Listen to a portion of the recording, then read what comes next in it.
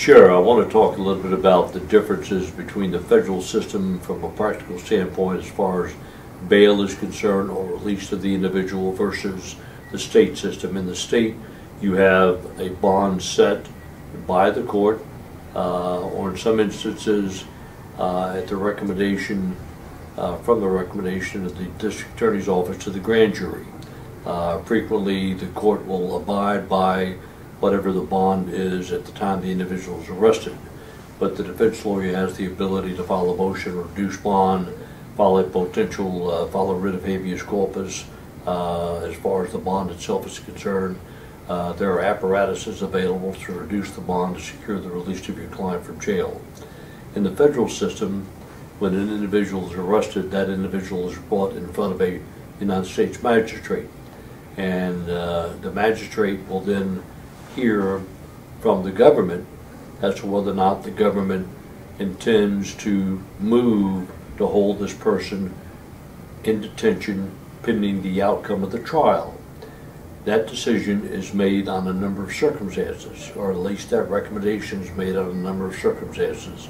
The nature of the case, the risk of flight, the circumstances that are the same circumstances that the district attorney in the state jurisdictions will take into consideration when recommending a bail. The judge then will hear from the defense in a federal case.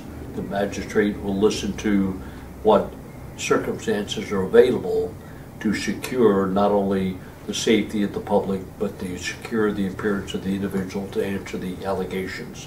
The court will take into consideration the nature of the allegations and then make a determination as to whether or not the individual is detained prior to trial or is released on pretrial detention.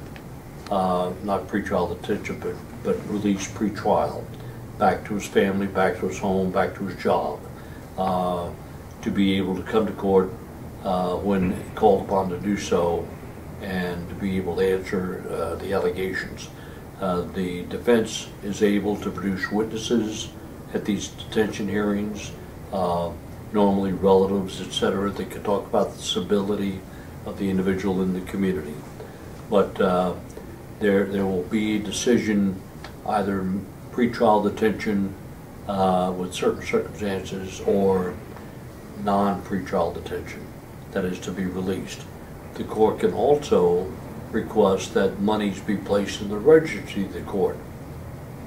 That is, the judge can set a bond of $50,000 federally and require that 10% of that bond go into the registry of the court.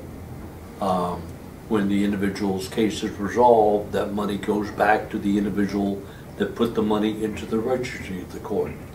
Notice I haven't said a word about bondsmen. 99.9% of the time, bondsmen are not used in federal cases. It depends on the family's resources and able to come up with 10%, for instance, or 15% of what the bond is to be placed in the registry of the court. That money is returned to the family. I'm not so sure the bondsmen are in favor of that process, but that's the way it normally works. There are occasions when bondsmen do in fact get involved, and it's basically as a collateral scenario.